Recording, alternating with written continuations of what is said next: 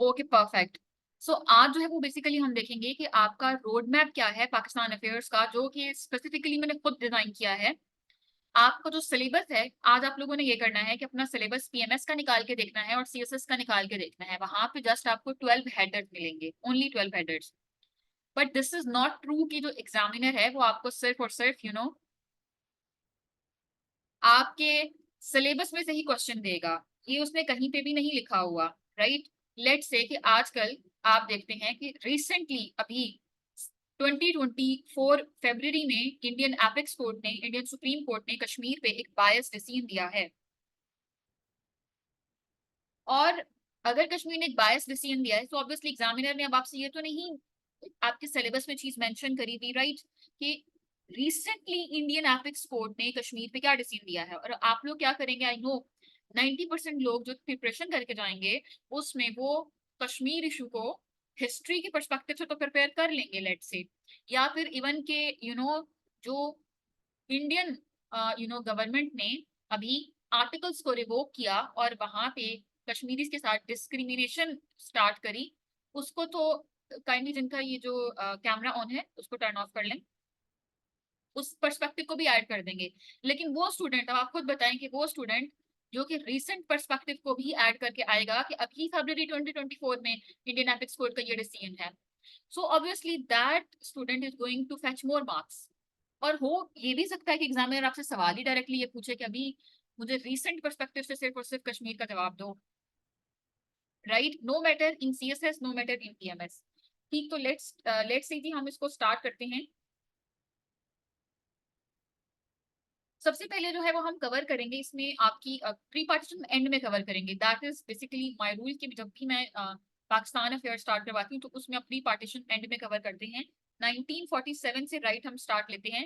ये आपका ऑब्वियसली इस पे लेक्चर होंगे लेकिन ये एंड में होंगे। यहाँ पे मैंने सिलेबस में आपके सामने ऑब्वियसली सबसे पहले मेंशन करे में, राइट।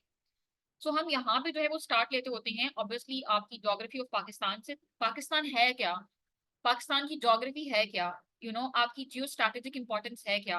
इवन कि अभी एग्जामिनर ने सीएसएस स्पेशल का, आप में से बहुत सारे स्टूडेंट्स को मालूम होगा, उसमें जो क्वेश्चन दिया था that was really really conceptual analysis based question. But students को एक रटी रटाई चीज पता थी, और वो क्या पता थी कि ओके जी, geo strategic importance of Pakistan है और उस पर 10 हेडिंग्स याद की हुई हैं और वो जाके वहां पे छाप आए हैं। अभी आज डीएमसी आई हैं सीएसएस की। आई रिक्वेस्ट यू ऑल कि डिफरेंट अकेडमीज के पेजेस पे आपको डीएमसी मिल जाएंगी, उसमें आप जाके देखिएगा पाकिस्तान अफेयर में लिटरली जिन लोगों ने इवन के एलोकेशन ली है उनके 30s में मार्क्स हैं। यानी कि वो फेल है इवन के पाकिस्तान अफेयर में। लेकिन चूंकि सीएसएस का एक क्राइटेरिया होता है, पीएमएस में ये क्राइटेरिया नहीं होता। PMS is going to be more tough.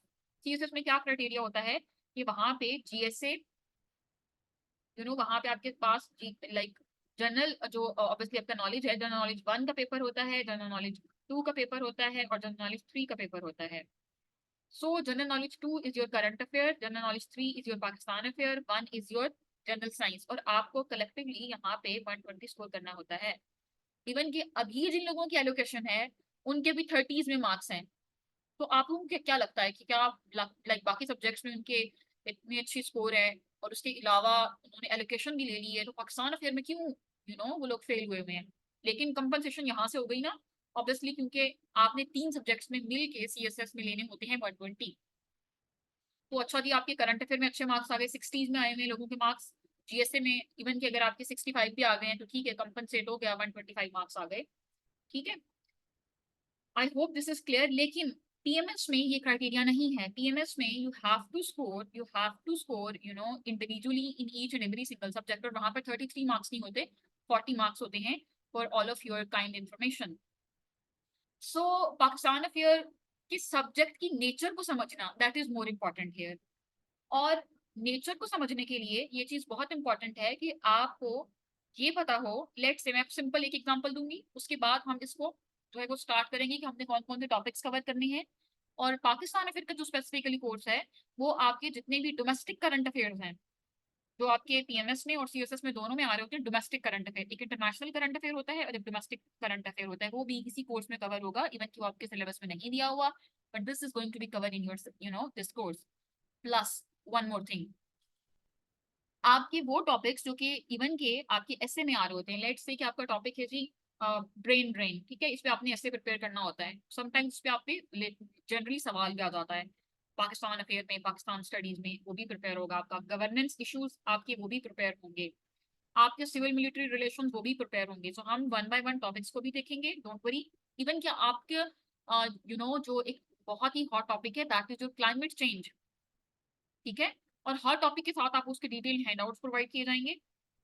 और आपको ये करना होगा कि आपने हर टॉपिक के साथ साथ वो handout kind of a research paper है जो कि मैंने खुद बनाए हुए हैं, you have to go through this and you have to make your own short notes at the end. So let's start जी। हमने यहाँ पे क्या क्या चीजें जो है वो कवर करनी है उनको जी हम यहाँ पर देखेंगे, राइट। सो हमने सबसे पहले जी यहाँ पर देखना है जी प्री पार्टीशन। प्री पार्टीशन में हम देखेंगे कि वॉर ऑफ इंडिपेंडेंस किस तरह से हुई, किस तरह से ब्रिटिशर्स को यहाँ पर सब कॉन्टिनेंट में आने का मौका मिला। उसके साथ साथ क्या हुआ कि आपकी मुगल एम्पायर उसका डाउनफॉल हो गया, मुसलमान जो यहाँ पे सब कॉन्टिनेंट में राज कर रहे थे अचानक से क्या सूरत हाल बनी। तो हम देखेंगे ईस्ट इंडिया कंपनी यहाँ पे किस तरह से आती है, ईस्ट इंडिया कंपनी किस तरह से अपने कदम जमाती है एंड देन यहाँ पर आती है। फिर ब्रिटिश राज को हम देखेंगे कि वो कौन कौन से एक्ट्स हैं जो ब्रिटिशर्स यहाँ पर लेकर आए, राइट। वो कौन कौन से एक्ट्स हैं जो कि ब्रिटिशर्स लेकर आए यहाँ पर, और उन्होंने आपको एक पूरा एट द एंड 1935 का एक्ट दिया, और उसके बाद ऑब्वियसली आपके इलेक्शन हुए। पाकिस्तान मूवमेंट को हम यहाँ पर देखेंगे। हम देखेंगे कि obviously partition and independence 1947 eight the and आपको किस तरह से मिली है।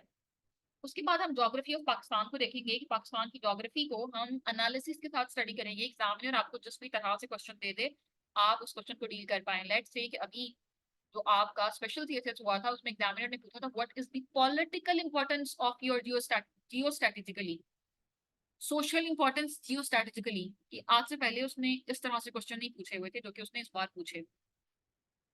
उसके बाद आपकी constitution and political history, even की लोग सीएसएस क्लियर भी कर लेते हैं बट उनको ये चीजें नहीं पता होती, जहां से वो ऑब्वियसली आपके इंटरव्यू में जाकर मार खाते हैं।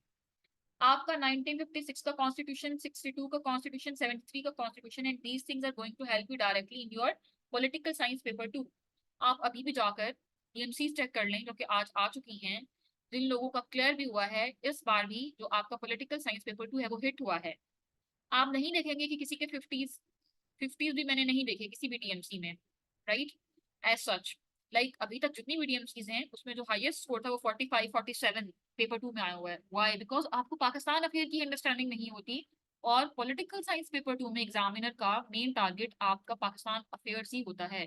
Pakistan affairs in a sense of your constitutional history, your political history, your 18th amendment, your all the three constitutions, all of the amendments, your civil military relations, your federation, your real and actual essence of the concept of federalism, your local government।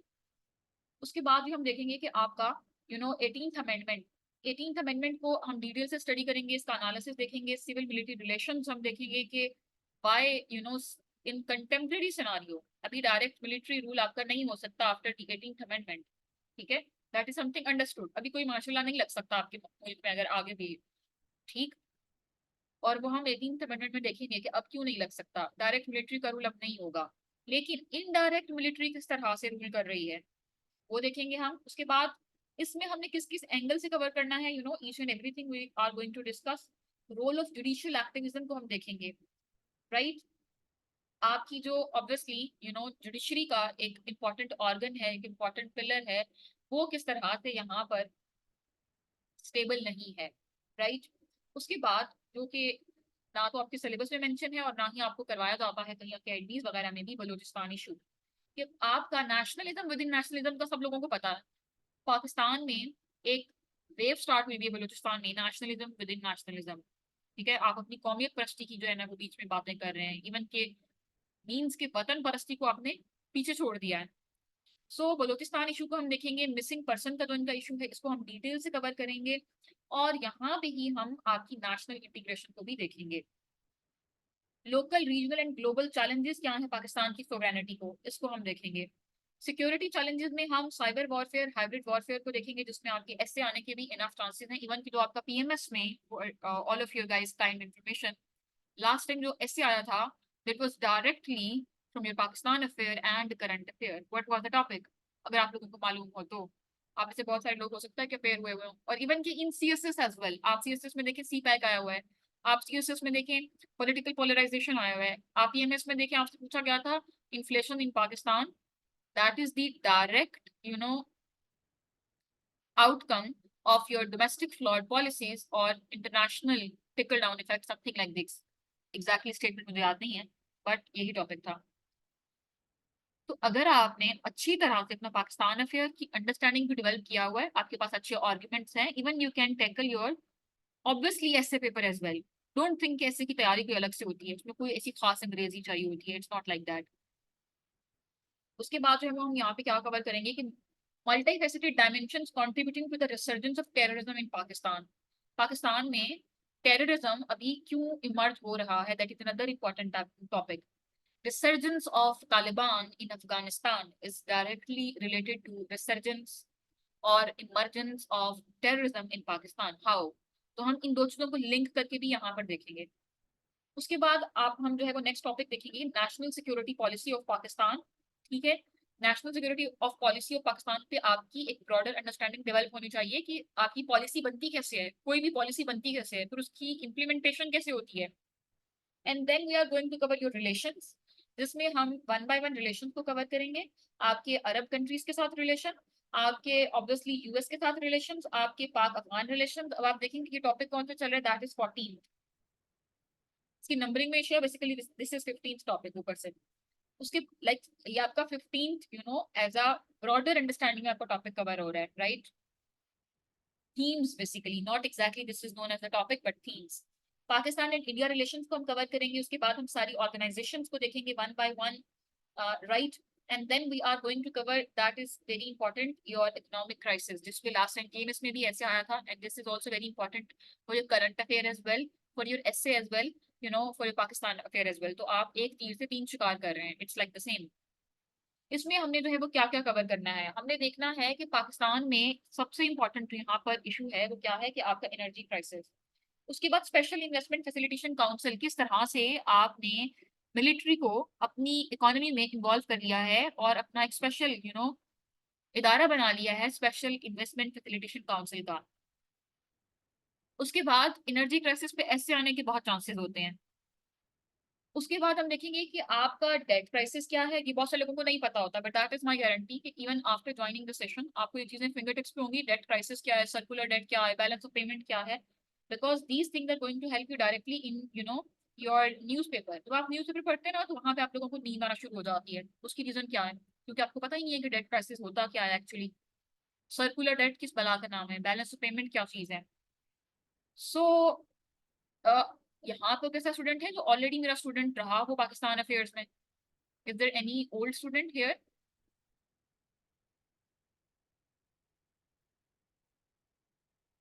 Is there any old student जो कि already मेरा student रहा हो? So kindly let me know in inbox.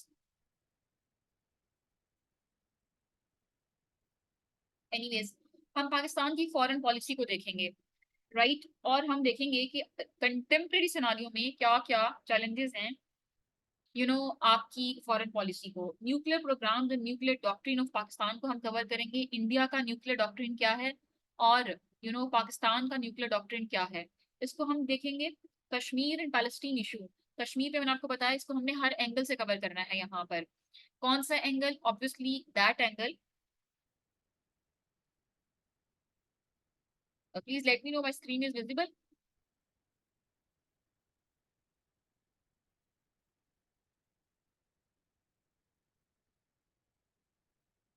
Okay perfect.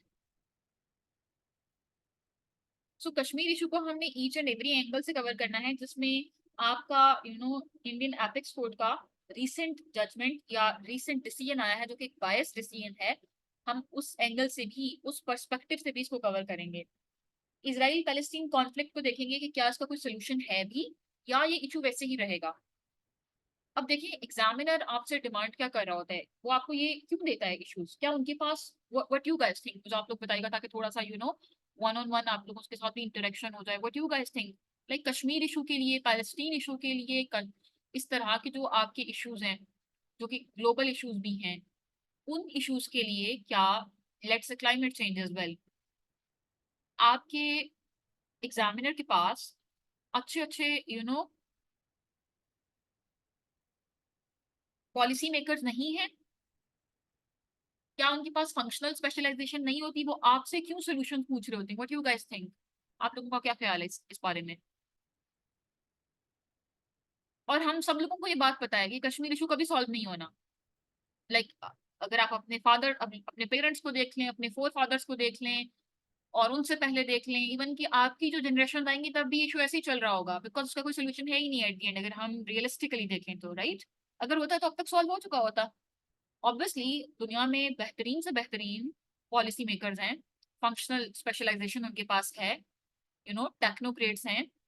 What you guys think? वो आपसे solutions क्यों मांग रहे होते हैं? They check the mentality how the candidate think, exactly. They check the mentality कि उनमें आप में ना आपकी जो राइटिंग है उसी के अंदर उनको एक ऑफिसर भी चाहिए होता है, to know our understanding level and analytical skills। बिल्कुल analytical skills to some extent ठीक है, in order to judge the candidate remarks ठीक है। तो देखते हैं कि अगर आपके सामने कोई इशू आता है जब आप ऑफिसर बन जाएंगे, उस टाइम आपकी अप्रोच क्या है, क्या आप सोल्यूशन ओरिएंटेड हैं? और मैं हमेशा अपने स्टूडेंट से एक चीज कहती हूँ, जब भी इस तरह का सवाल आए हमेशा अपने इशू से स्टार्ट करना है। और ये जो मैंने इसलिए पूछा था कि कोई पुराना स्टूडेंट है जो कि करंट अफेयर या पाकिस्तान अफेयर से स्पेसिफिकली हो, नो मैटर आप पॉलिटिकल साइंस से हो, जब भी इस तरह का कोई इशू आता है आपने इसको स्टार्ट इशू से करना है, इशू की इंटेंसिटी बता के कि ये कितना स्वेयर इशू है। Let's say water crisis, let's say Kashmir issue, let's say Palestine issue, climate change etcetera, specifically जो कि ग्लोबल इशूज हैं जैसे कि कश्मीर और पैलेस्टीन इशूज, इनका कोई सोल्यूशन एट द एंड आपको भी पता है कि ये सॉल्व होने ही नहीं है।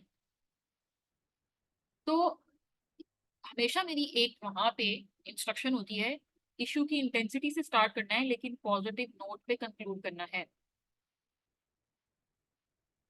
और कैसे कंक्लूड करना होता है पॉजिटिव नोट पे?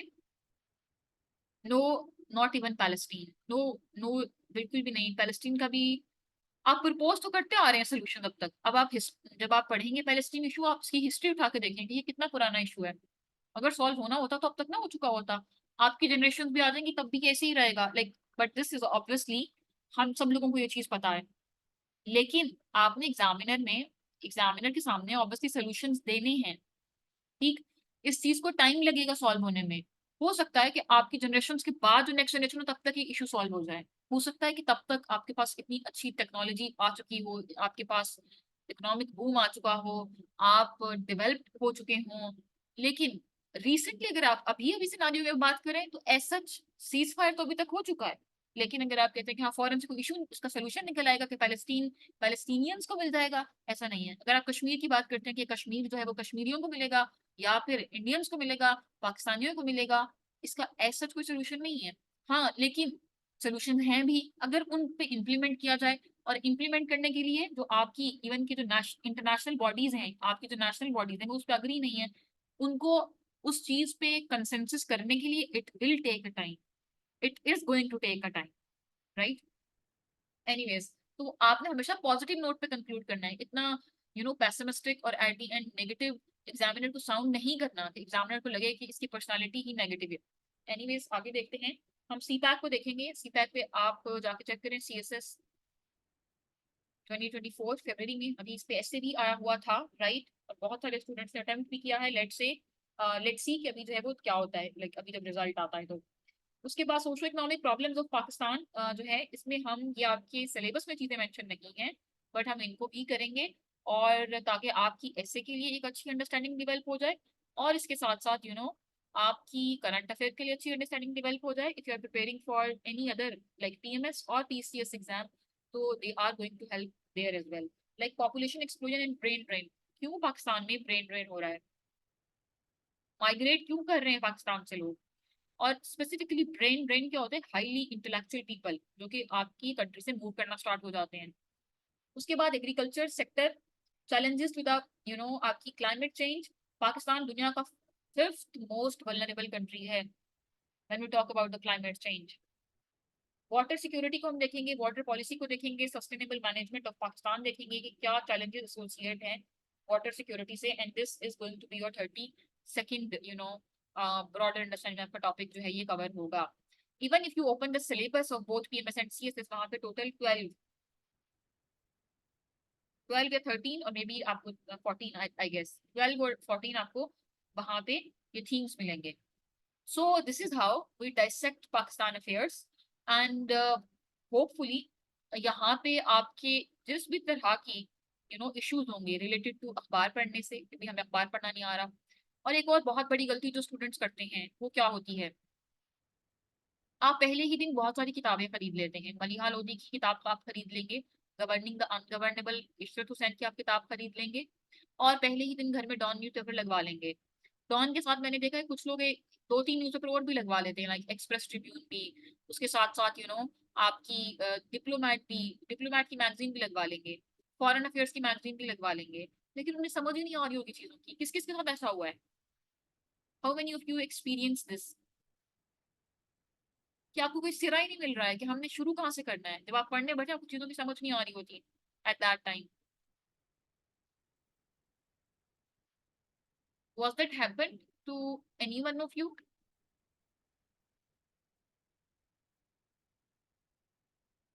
Are you guys with me?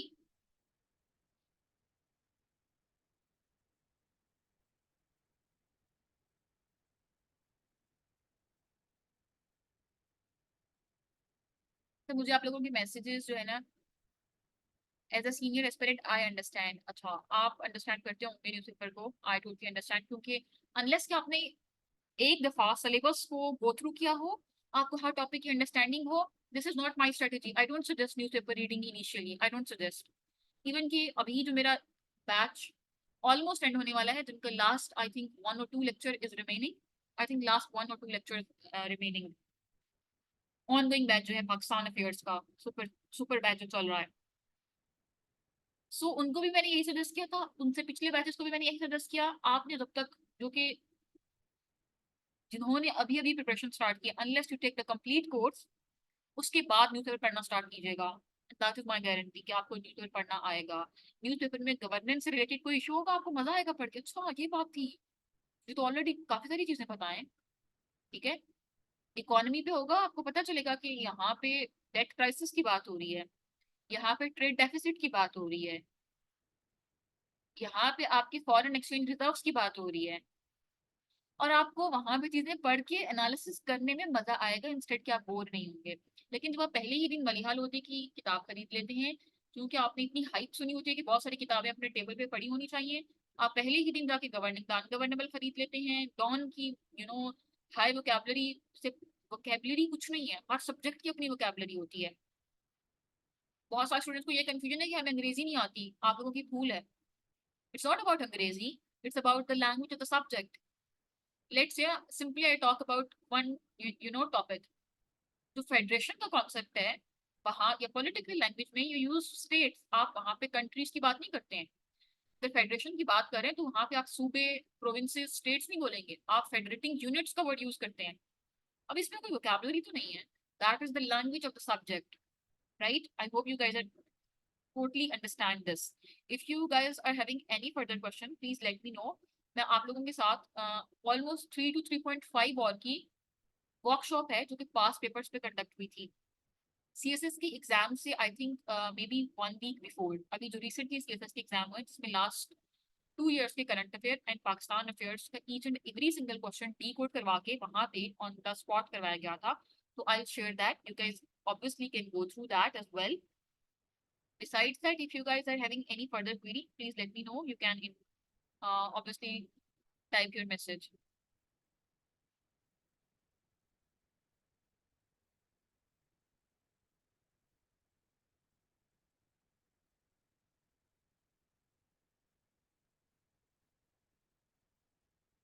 How to join the class?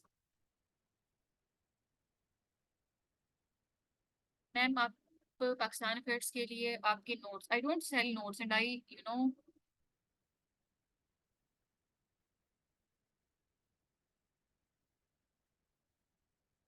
Please let me know, am I Audible?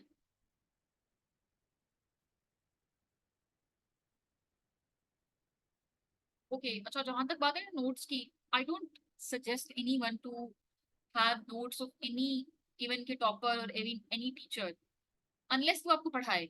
आपने कभी छोटी छोटी क्लासेस तो छोड़ दें, आप सब लोग ग्रेजुएट होंगे ना, तो यूनिवर्सिटी में आपके पास ऑब्वियसली कोई भी स्टूडेंट, एक आपका दोस्त एक टॉपिक करता है, आप कहते हैं यार तुम ये टॉपिक करा ना, मैं ये वाला टॉपिक करूंगा। ऐसा होता है कि आप सिर्फ और सिर्फ नोट्स एक्सचेंज करते हैं, या फिर 10-15 मिनट लगा के उसको समझाते भी हैं वो चीज, प्लीज लेट मी नो। आप कहते हैं तुम मुझे ये समझा दो, मैं तुम्हें ये समझा दूंगा।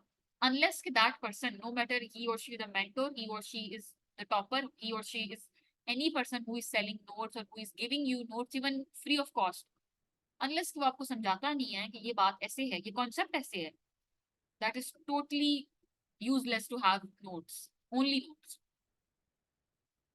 What does that mean? The individual evaluation, individual mentorship, what does that mean? I don't get your question.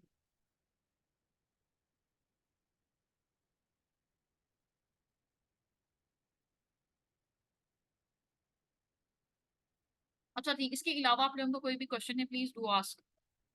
Otherwise हम जो है वो ऑब्वियसली पॉलिटिकल साइंस के सिलेबस को डाइसेक्ट करेंगे। हम देखेंगे कि पॉलिटिकल साइंस पेपर 2 हिट क्यों हुआ है, उस पर भी I share one complete video आप लोगों के साथ, कि पॉलिटिकल साइंस पेपर 2 की स्ट्रैटेजी होती क्या है, आपको किस तरह से पॉलिटिकल साइंस पेपर 2 प्रिपेयर करना चाहिए।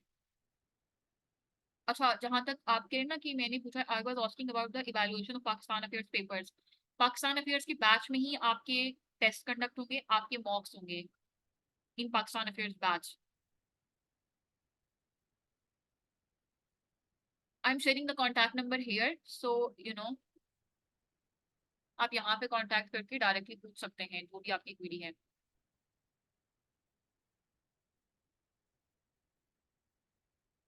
With your full name obviously. तो लेट्स स्टार्ट जी, अभी हम स्टार्ट करते हैं ऑब्वियसली आपकी political science. Those who are interested in political science, अगर आपका सब्जेक्ट है पॉलिटिकल साइंस, तो स्टे इन द मीटिंग। और नो मैटर यू ज्वाइन और you don't join, you need to understand कि आपकी अप्रोच क्या होनी चाहिए टुवर्ड्स पॉलिटिकल साइंस। सिलेबस आप सब लोगों ने देखा होगा, बेसिकली हम यहाँ पे उसकी ऑब्वियसली देखेंगे कि आपकी अप्रोच क्या होनी चाहिए पॉलिटिकल साइंस की। Political science relatively easy subject है, लेकिन एप्लीकेशन इज डिफिकल्ट, जो कि स्टूडेंट्स को नहीं आती और सिखाई भी नहीं जाती। बिकॉज वी थिंक कि अच्छा हमने सिर्फ एक चीज को याद कर लिया है, एक चीज को देख पढ़ लिया है, तो बस ठीक है। Implementation, improvisation, that is something जो कि स्किल है, और स्किल हमेशा टाइम लेता है बिल्ड होने में, प्रैक्टिस मांगता है बिल्ड होने में। तो let's start ji.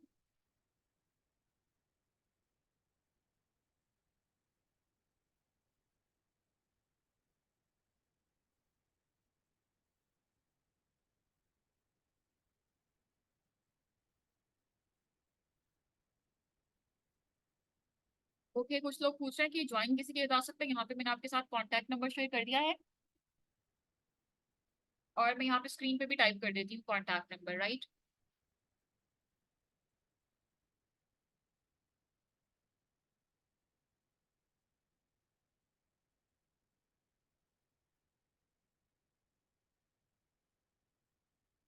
Anyways let's start जी। आपकी सीएसएस की, पीएमएस की political science, how many of you are appearing in PMS Punjab, क्योंकि आपका पीएमएस के सिलेबस में नए टॉपिक्स भी ऐड हुए हुए हैं जो कि आपके पीएमएस में हैं। Let me show you as well those topics. How hand raise करिएगा कि आप में से कितने लोग जो हैं वो पीएमएस में अपेयर हो रहे हैं, क्योंकि पीएमएस का थोड़ा सा सिलेबस डिफरेंट है। हाउएवर सी ऑब्वियसली आपके सीएसएस में टॉपिक ज्यादा हैं और पीएमएस में टॉपिक्स हैं, लेकिन वो डिफरेंट है।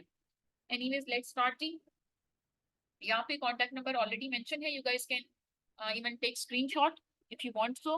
एंड आप लोगों के साथ में पॉलिटिकल साइंस पेपर 2 जो कि टफेस्ट पेपर कंसीडर किया जाता है, आप लोगों ने काम करना है कि आज डीएमसीज देखनी है, और डीएमसीज में आपको खुद पता चल जाएगा कि पेपर 2 की मैंने आज से कुछ 7 मंथ्स बिफोर वीडियो बनाई थी, और वहां पर मैंने कहा था कि पेपर 2 का क्वेश्चन इस तरह से आएंगे। ठीक है, सो वो आप लोगों के साथ शेयर कर दी जाएगी, उसको गो थ्रू करें सुकून से बैठ के, समझें कि सवाल किस तरह से आते हैं एग्जाम में। इस चीज को रियलाइज करें कि एग्जामिनर की अप्रोच वो 2015, 2014, 2017 वाली नहीं है। एग्जामिनर आपने अब एनालिटिकल स्किल्स ढूंढ रहा है, वो आपसे सीधे रटे रटाए सवाल नहीं पूछ रहा, और ना ही वो पूछेगा, आगे भी नहीं पूछेगा। सो हम देखते हैं ये आपका सिलेबस है जी स्पेसिफिकली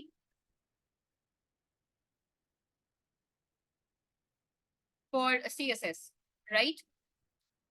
यहाँ पे सबसे पहले आपके पास है western political thought and then हमारे पास है Muslim political thought. So paper 1 का जो पार्ट ए है, बेसिकली इसमें से आपको यहाँ पे 50 मार्क्स की उसने बात की हुई है, लेकिन आपके पास ऑब्वियसली ये 40 मार्क्स हैं। कैसे? क्योंकि 2 सवाल आपको करने हैं और 50 मार्क्स इस वजह से उसने कहा है owing to the MCQ portion in CSS, और PMS में MCQ का पोर्शन नहीं होता। सो हम यहाँ पे देखते हैं कि आपके पास कौन कौन से फिलोसफर्स हैं। हमने यहाँ पे सबसे पहले हम देखेंगे प्लेटो को, अरिस्टोटल को, मैकियावेली को, मोंटेस्क्यू को, और वन बाय वन हम कवर करेंगे। बट द मेन थिंग, इस चीज को नोट डाउन कर लें, no matter you join the session और नॉट, ताकि आपको इस चीज में हेल्प आउट हो। इवन कि अगर आप खुद से भी प्रिपरेशन करते हैं तो आपने इस चीज को अपने माइंड में रखना है। जो चीज आपने प्लेटो में पढ़ी है, और वो क्या थी फॉर प्लेटो, अगर आप प्लेटो के लिए देखते हैं तो स्टेट इज एंड, और अभी आपको ऑब्वियसली अगर आप प्रिपेयर करेंगे तो ये बात आपको समझ में आएगी। For Plato state is end, right, and for Aristotle state was a means. तो यही सारी जो थ्योरी है, लेट्स से इसी थ्योरी को आप इंप्लीमेंट करते हैं पॉलिटिकल साइंस पेपर 1 के पार्ट बी में। जब आपके पास सवाल आता है लेट्स से स्टेट का, तो वहां पे आप ये छोटे छोटे रेफरेंसेस देते हैं कि प्लेटो के लिए स्टेट ये है, फाराबी के लिए स्टेट आइडियल है, अरिस्टोटल के लिए जो स्टेट है वो मीन है, इंडिविजुअल एंड है। This is theory, this is known as basically theory application, जिसको हम डिटेल से समझेंगे और हमारा फोकस इसी चीज पर होगा। हर फिलोसफर की हम मॉडर्न रेलिवेंस देखेंगे। मॉडर्न रेलिवेंस होती क्या है, जो कि आप लोगों को शायद कहीं पे ना मिले, किताबों में नहीं लिखी होती। नो मैटर आप जोन सी भी बुक ले लें, आपको वहां पे लिखी हुई नहीं मिलती, लेकिन this is obviously the demand of your subject. What is that? Is Plato is still applicable in the 21st century? क्या प्लेटो आज भी applicable है? तो answer is to some extent yes. 100% कोई भी चीज एप्लीकेबल नहीं होती, कोई भी फिलोसफी 100% एप्लीकेबल नहीं होती। उसके हम कौन कौन से पार्ट आज भी एप्लीकेबल हैं, हमको उसको समझेंगे और आप खुद एनालिसिस करेंगे उसका। आई वुड सजेस्ट यू कि आपने खुद सोचना शुरू करना है। यहाँ पे जो सोचना है ना आपका, दैट इज मोर इम्पोर्टेंट, कि आपने किस तरह से चीजों को सोचना है और फिर किस तरह से ब्रेक डाउन करना है। एनीवेज हम वहां पे देखेंगे, ऑब्वियसली जब आप पढ़ेंगे तो आपको चीजें आहिस्ता आहिस्ता क्लियर होती जाएंगी। For that I obviously share political science paper 2 का जो कंप्लीट स्ट्रेटेजी होगी, आई शेयर एज वेल। आपको वहां से भी चीजें क्लियर हो जाएंगी, बट द मेन इंपॉर्टेंट चीज जो कि आप जहाँ पे अपनी डायरी पे नोट डाउन कर रहे हैं, जिस भी पेज पे नोट डाउन कर रहे हैं, इस चीज को समझ लें। For your political science paper, what ever you read in paper 1 part A, you are going to implement it in paper 1 part B. So paper 1 part A के बाद आपका शुरू हो जाता है मुस्लिम पॉलिटिकल थॉट, जिसमें हम मुस्लिम फिलोसफर्स को देखेंगे। अगेन इनको भी हम देखेंगे कि ऑब्वियसली बहुत सारे आपके जो मेंटर्स हैं, इवन की एकेडमी इसको स्किप करवा देते हैं। आपने आज जाके पेपर खोल के देखना है, इवन कि मैंने यहाँ पे ओपन भी किया हुआ था अभी back of the screen, political science paper CSS 24। Examiner ने सारे सवाल आपके मुस्लिम पॉलिटिकल थॉट से दे दिए हैं। क्या एग्जामिनर को कोई पूछने वाला है? नहीं। उसने सारे के सारे क्वेश्चन मुस्लिम पॉलिटिकल थॉट से दिए, वेस्टर्न से नहीं दिया था, और एक क्वेश्चन दिया था वेस्टर्न से, वो भी काफी ऑड क्वेश्चन था। सो इट मीन्स कि आप को हर तरह से फुली प्रिपेयर्ड रहना है। उसके बाद हम देखेंगे पॉलिटिकल साइंस पार्ट बी, जिसमें छोटे छोटे कॉन्सेप्ट्स हैं, लेकिन हमने इसकी समझ के साथ हमने अंडरस्टैंडिंग डेवलप करके इस तरह से करना कि हमारा रट्टा कम से कम लगे, हमें चीजों की ब्रॉडर अंडरस्टैंडिंग डेवलप हो। इसमें हम देखेंगे स्टेट सिस्टम, इसमें हम देखेंगे पॉलिटिकल कॉन्सेप्ट्स। पॉलिटिकल कॉन्सेप्ट्स क्या है? Western and Islamic. Again why he used, examiner used the word western Islamic, because of the very reason, obviously क्योंकि ऊपर उसने आपको वेस्टर्न और पॉलिटिकल थॉट में ही चीजें बताई हैं। स्टेट क्या है, स्टेट के पिलर्स क्या हैं, प्लेटो के लिए स्टेट क्या थी, मोंटेस्क्यू के लिए क्या थी, मिल के लिए स्टेट क्या थी, बेंथम के लिए क्या थी, कार्ल मार्क्स के लिए क्या थी, और फिर यहाँ पे ऑब्वियसली फराबी के लिए स्टेट आइडियल क्यों थी। ठीक। इब्ने खल्दून किस तरह से बताता है कि आपकी ऑब्वियसली जो स्पिरिट है वो किस तरह से लूज हो जाती है, वो उसके बारे में क्या बताता है आपको। हम खिलाफत का कॉन्सेप्ट देखेंगे, अमीर का कॉन्सेप्ट देखेंगे। उसके बाद हम देखेंगे comparative politics, political participation, political institutions, forms of government, political ideologies, जिसमें अगेन ये छोटे छोटे से कॉन्सेप्ट्स हैं, but these concepts are really important. Why?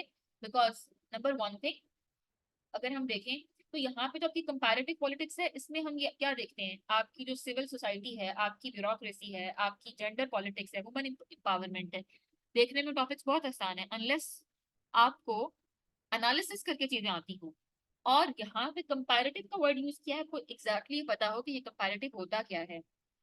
Then इसमें पॉलिटिकल पार्टिसिपेशन को हम देखेंगे कि आपकी पब्लिक ओपिनियन क्या है, प्रोपेगेंडा क्या होता है, इवन कि these concepts are going to help you in essay. ठीक है, प्रोपेगेंडा किस तरह से जो राइवल स्टेट्स हैं एक दूसरे के अगेंस्ट कर रही होती हैं, पॉलिटिकल पार्टीज की इंपॉर्टेंस है क्या इन डेमोक्रेसी, इलेक्टोरल सिस्टम किस तरह से डेवलप होता है, एक रोबस्ट इलेक्टोरल सिस्टम जो कि अभी पाकिस्तान में भी कहा जा रहा है कि आपको रोबस्ट रिफॉर्म्स की जरूरत है अपने इलेक्टोरल सिस्टम में, वो कौन सी रिफॉर्म्स हैं जिन्हें करने की जरूरत है। उसके बाद हम इलेक्शंस देखेंगे, हम देखेंगे पॉलिटिकल चेंज एंड रेवोल्यूशन, कब रेवोल्यूशन आता है, ऐसे कौन से फैक्टर्स होते हैं जो कि रेवोल्यूशन को कंपेल करते हैं, जिसकी तरफ लेके जाते हैं, प्रेशर ग्रुप्स क्या होते हैं और लॉबीज क्या होती हैं। उसके बाद हम देखेंगे कि legislature, executive, judiciary, political elite, civil and military bureaucracy, you know हम इसको कवर करेंगे ऑब्वियसली। यहाँ पे हम देखेंगे कि अगेन आपने देखा सिविल एंड मिलिट्री ब्यूरोक्रेसी, ये वर्ड यूज किया एग्जामिनर ने, that is obviously going to help you in Pakistan affair and it is going to help you toward the broader understanding कि सिविल एंड मिलिट्री ब्यूरोक्रेसी होती क्या है। Political elite किस चीज का, किस बला का नाम है, लेजिस्लेचर, एग्जीक्यूटिव, जुडिशरी, तीन पिलर्स हैं आपके, और आप सब लोगों को पता होगा ऑब्वियसली कि ये जो तीन पिलर्स हैं, एक आपका कानून बनाने वाला इदारा है, एग्जीक्यूटिव कानून को इम्प्लीमेंट करने वाला इदारा है, जुडिशरी उसको इंटरप्रेट करने वाला इदारा है, क्या ये कानून, क्या ये जो लॉ बना है, ये जो कानून बना है, क्या वो कॉन्स्टिट्यूशन के साथ अलाइन कर भी रहा है कि नहीं। आपने देखा है कि जुडिशरी डिसीजंस देती है, लेट से कि अभी आपने लेट से डिसीजन आता है, क्या वो कॉन्स्टिट्यूशन के साथ अलाइन हो रहा है कि नहीं हो रहा। फॉर्म्स ऑफ गवर्नमेंट, मोनार्की क्या होती है, डेमोक्रेसी क्या होती है, dictatorship, totalitarian, federal, confederation, presidential, parliamentary. यहाँ पे एक इंपॉर्टेंट एनालिसिस आ जाता है, क्या पाकिस्तान में पार्लियामेंट्री फॉर्म ऑफ गवर्नमेंट होनी चाहिए या प्रेसिडेंशियल होनी चाहिए, व्हाट यू गाइस थिंक। तो अभी आप लोगों की हो सकता है कि इतनी अंडरस्टैंडिंग डेवलप ना हो, बट हम कोर्स में विद एनालिसिस देखेंगे कि कौन सी फॉर्म ऑफ गवर्नमेंट सूटेबल है पाकिस्तान के लिए, और then I ask you guys let me know कौन सी फॉर्म ऑफ गवर्नमेंट होनी चाहिए। Then we will move towards political ideologies, ये छोटी छोटी सी आइडियोलॉजीज हैं जैसा कि फाशिज्म, क्या आज दुनिया फाशिज्म की तरफ मूव कर रही है। अगर हम बात करते हैं ऑब्वियसली आपकी यूएस की, हम बात करते हैं रशिया की, हम बात करते हैं चाइना की, हम बात करते हैं मोदी सरकार इंडिया की, यू नो सो यहाँ पे किस तरह से दुनिया फाशिज्म की तरफ मूव कर रही है। हम कहते हैं फाशिस्ट आइडियोलॉजी वो होती क्या है, नेशनलिज्म का कॉन्सेप्ट है क्या, Islamic political ideology again link to your what, Muslim political thought. अब उस एग्जामिनर ने आपके सिलेबस में ये चीज नहीं लिखी हुई कि it is link to your Muslim political thought, but that something understood, this is the analysis जो कि आपको वहां पे करना होगा।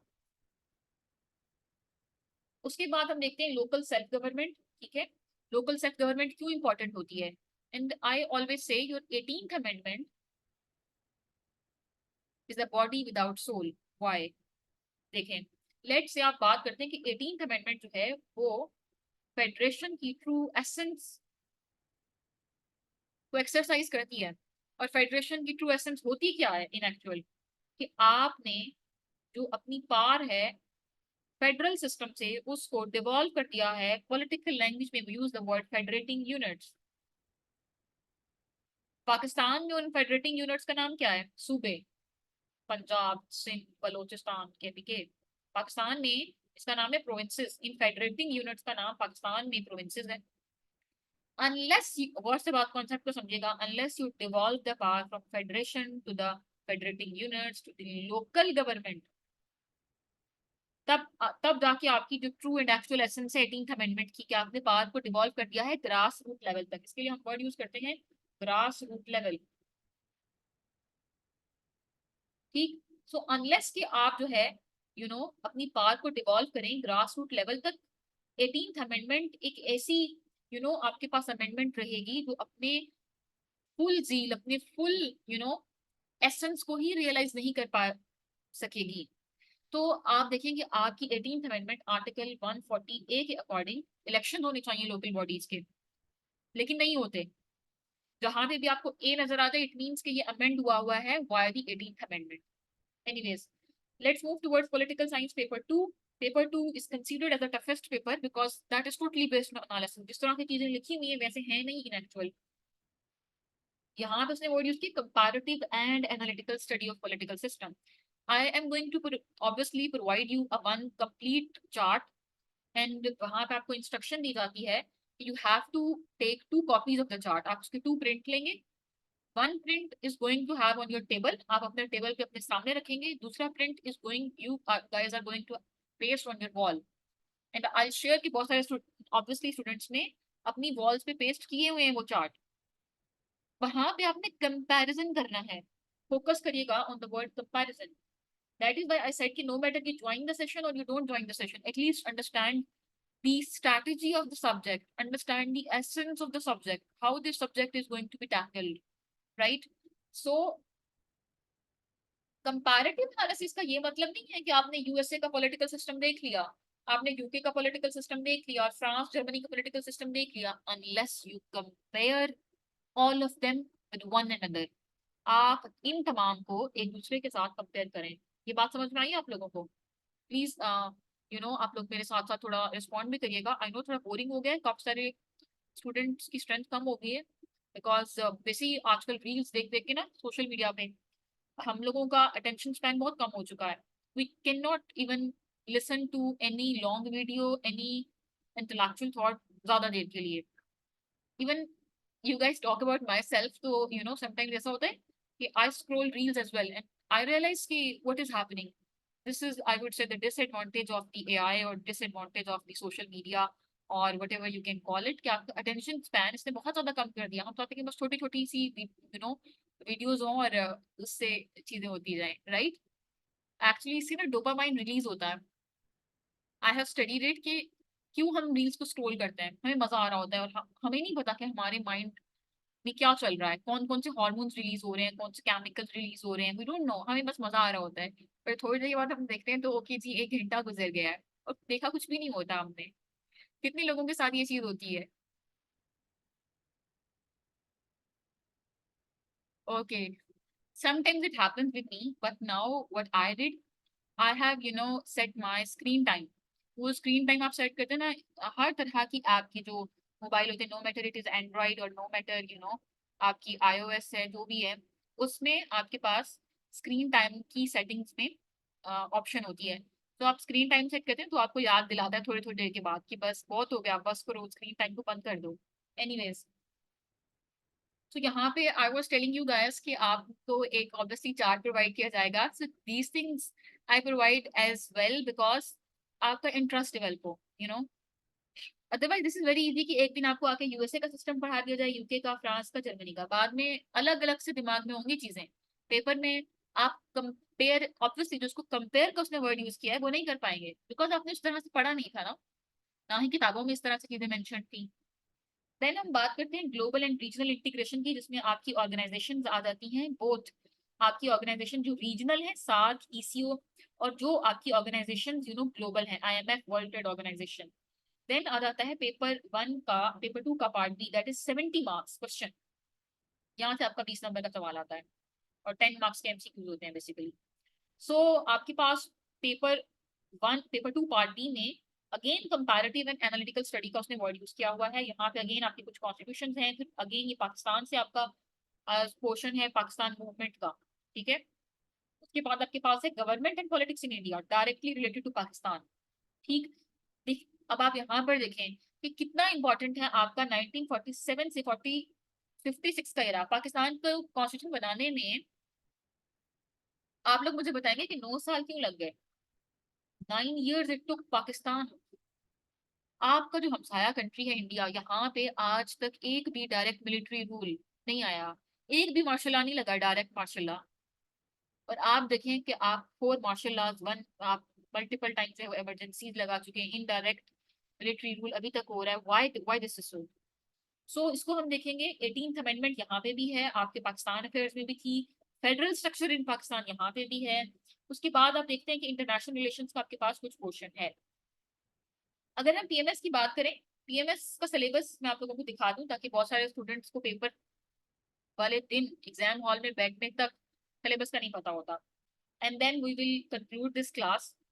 पॉलिटिकल साइंस का जो पेपर 1 है पीएमएस का, यहाँ पे कंपैरेटिवली आपके पास कम फिलोसफर्स दिए हुए एज कम्पेयर टू सीएसएस, यहाँ पे फिलोसफर्स कम है।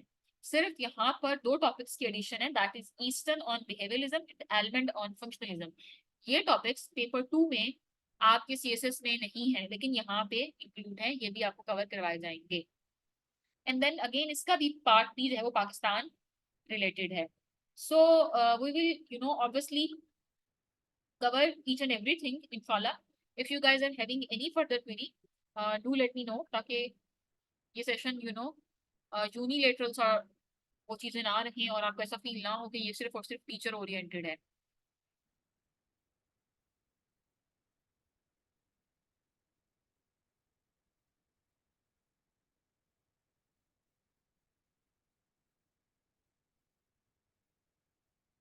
How many Western philosophers we will cover in this session? I think 15 to 16 probably 15 to 16। इसमें से बाहर सवाल नहीं आएगा आपके पास। इज़ा 4 सवाल होते हैं, ठीक है, जिसमें से आपको 2 करने होते हैं पेपर 1 पार्ट ए में से। ठीक, मुस्लिम फिलोसफर हम ऑलमोस्ट सारे करेंगे। Any further question if you guys are having, so do let me know. Otherwise हम आज की क्लास को कंक्लूड करते हैं। I'll share you know 3 more than 3 hours basically super session जो है, जो कि हमने कंडक्ट करवाई थी, kind of a workshop with pass papers, जिसमें ईच एंड एवरी क्वेश्चन को डिकोड करना सिखाया गया था। Besides that I share obviously Pakistan affairs के साथ साथ पॉलिटिकल साइंस का पेपर 2 की स्ट्रैटेजी को किस तरह से प्रिपेयर करना चाहिए।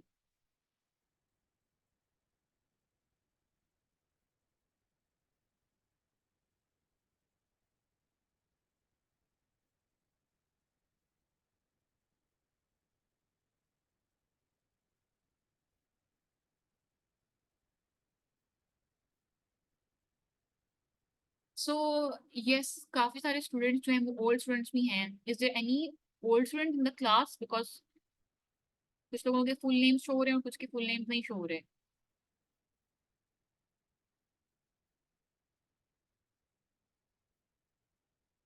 अच्छा, इस सेशन में इसके साथ साथ आपके मॉक्स भी इंक्लूडेड हैं, आपके टेस्ट भी इंक्लूडेड हैं, राइट? अभी कुछ डेज बिफोर ही जो पॉलिटिकल साइंस सुपर बैच 8 है, उनका एक मॉक कंडक्ट हुआ था जो उन्हें कल इवेलुएट होके मिला है।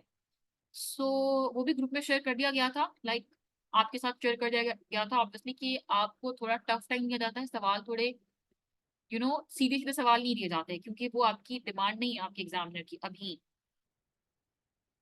ऑब्वियसली जब आप एक मुश्किल में से गुजरते हैं तो एग्जाम हॉल में बैठ के आपको कॉन्फिडेंस बहुत बेहतर होता है एज कम्पेयर टू दो स्टूडेंट्स जो कि पहली दफा एग्जाम हॉल में बैठ के क्वेश्चन अटेम्प्ट कर रहे होते हैं, right? So if you guys are having any further question, do let me know. Otherwise, we will conclude this meeting.